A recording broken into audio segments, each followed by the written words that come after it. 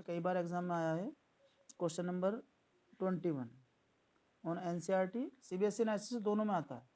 अच्छा क्वेश्चन है।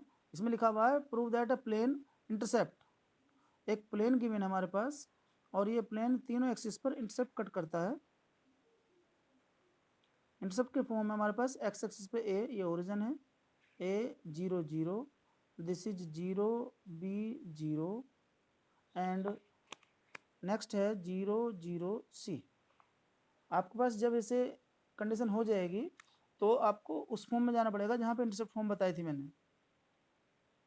इक्वेशन होती है x upon A, y upon B और z upon C is equal to 1। This is the equation of intercept in a plane.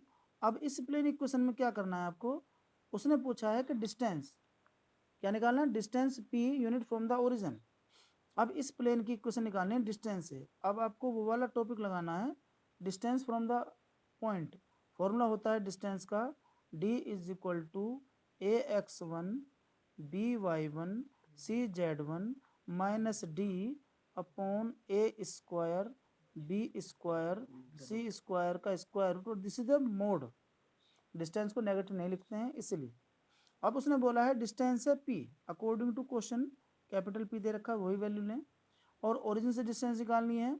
तो a हमारे पास 1 upon A in the plane A X one plus B Y plus C Z is equal to जो d होता है उसमें comparing करेंगे। This is a 1 upon A into zero means X one, फिर 1 upon B into zero 1 upon C into zero और ये -1 upon A square means 1 upon A square 1 upon B square 1 upon C square in square root as a mod form. इसे solve करेंगे तो ये हमारे पास 1 upon आ जाएगा और 1 अपॉन में वो आ जाएगा जो आपको चाहिए था, 1 upon A square 1 upon B square और 1 अपॉन सी स्क्वायर। ये क्वेश्चन बार बार आता है। अच्छा डिफरेंट फॉर्म में आता है, कभी कभी है ना। डिस्टेंस को मैं भी बताऊंगा इस क्वेश्चन की फॉर्म क्या होती है अलग अलग। दिस इज p, जब आप स्क्वायर रूट करेंगे तो इसे 1 अपॉन पी का स्क्वायर कर देना, ये रेसिप्रोकल से ऊपर आ जाएगा और स्क्वायर रूट रिमूव हो जाएगा, 1 अपॉन बी स्क्वायर 1 अपॉन सी स्क्वायर हैंस प्रूव। अभी हमारे पास क्या होगा सिचुएशन में कि कभी कभी इसमें ना डिस्टेंस हमारे पास p ना दे के 3p दे देते हैं या 2p दे देते हैं। तो 2p करेंगे तो यहाँ 4p स्क्वायर और ये 4 1 अपॉन में ले आते हैं, या ओरिजिन पॉइंट यहाँ पर दे देते हैं जो इंटरसेप्ट हमारे 2a 3a 3b, या इसको सेंट्रोइड दे देते हैं। पॉइंट को क्या करते हैं, किसी ट्रायंगल के सेंट्रोइड में, आपको ट्रायंगल बना देता हूँ यहाँ पर नेक्स्ट इस पे ऐसे मानो, और इस सेंट्रोइड डिस्टेंस दे रखी है तो इसके कोऑर्डिनेट जो तीनों एक्सिस टच करती हैं ये एक्स वाई जेड को टच करते हैं और सेंट्रोइड का फॉर्मूला दे दिया इन्होंने ओरिजिन। अब इससे क्या होगा, जो हमारे पास ये सेंट्रोइड हमारे पास ए 0 0 0 0 सी और 0 बी 0, इसके लिए जब आप फॉर्मूला अप्लाई करते हैं तो सेंट्रोइड फॉर्मूला ये बताया जाता है x1 plus x2 plus x3 upon 3।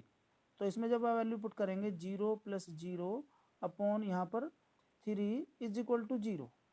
ये कंडीशन कभी कभी वहाँ इस तरह फंस जाती है कि यहाँ पॉइंट दिया गया होता है या सेंट्रोइड पॉइंट दे दिए जाते हैं कि A B C centroid point है, तो यहाँ पर A B C centroid point दे देंगे तो इससे हमारे पास ए की वैल्यू 3a की फॉर्म में चली जाती है, ए की वैल्यू किसी भी 3a 3p की फॉर्म में चली जाती है। और वहाँ पर उस वैल्यू को जो हमने इंटरसेप्ट निकाले हैं, याद रखना है, मैं क्वेश्चन आपको कल बता दूंगा किस तरह क्वेश्चन होते हैं एग्जाम में।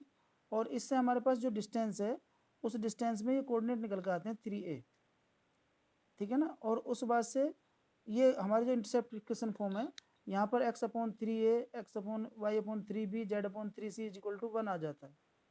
तो यहाँ पर कंडीशन चेंज हो जाती है और ये 9p स्क्वायर आ जाता है 1 अपॉन 9। मैं इसे कल कराऊंगा, अभी मैं नेक्स्ट क्वेश्चन एक्सरसाइज पूरी कर देता हूँ। क्वेश्चन नंबर देखिए लास्ट में 22,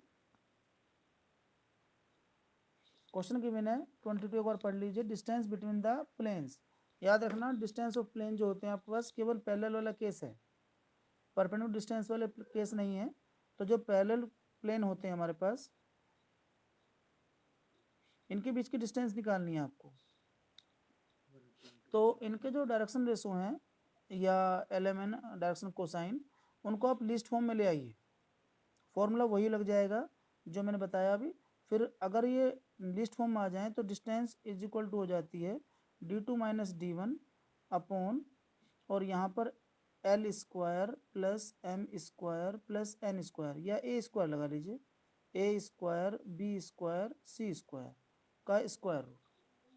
ये डिस्टेंस फॉर्मूला लग जाता है हमारा, डिस्टेंस है बिटवीन पैरेलल प्लेन। तो जब मैं दोनों प्लेन को पैरेलल करूँगा तो पहले और दूसरे प्लेन में देखिए कुछ कॉमन चीज़ आ रही है, 2x 3y 4z is equal to 4, और दूसरा प्लेन बन रहा है 4x 6y plus 8z is equal to 12। अब अगर मैं इसमें 2 कॉमन ले लूँ तो मेरे पास इक्वेशन बन जाएगी 2x 3y 4z is equal to 6। तो इससे डिस्टेंस निकाल सकता हूँ मैं d2 minus d1 upon list वाले a स्क्वायर, जो सबसे लिस्ट फॉर्म में हो उसे लिखना है, a square b square c square का square root as a mod form. This is 2 और दिस इज हो जाएगा 9 और 4 13 प्लस 16 29 का स्क्वायर रूट। ये एक ऑप्शन गिवन है, उसको आप मार्क कर लें, मेरे ख्याल से डी ऑप्शन दे रखा है। एक क्वेश्चन और हमारे पास है, प्लेन दे रखे हैं और बताना है आपको ये कैसे हैं, पैरेलल हैं परपेंडिकुलर हैं। तो अगर इनका रेशो सेम है तो पैरेलल, और अगर इनका रेशो का प्रोडक्ट जो है A1 A2 0 है तो वो perpendicular. Otherwise intersect Y axis, तो इंटरसेक्ट वाई एक्सिस का मतलब होता है कि वो कॉमन पॉइंट होगा उनमें, जो वाई एक्सिस पे जेड और एक्स 0 होते हैं वो है नहीं, इसलिए, और पासिंग थ्रू द पॉइंट। तो अगर ये पॉइंट दोनों प्लेन में लाई करता है तो यहाँ तो डायरेक्ट दे रखा है, इनका रेशो इक्वल है, सो पैरेलल है। आप इस क्वेश्चन को छोड़ दीजिए, यहाँ हो गया खत्म पूरा, आपकी एक्सरसाइज कंप्लीट हो गई है। आपको मैंने टेस्ट बोला था 3D का और प्रोबेबिलिटी का, कब बोला है, ये हो जाएगा, ठीक है।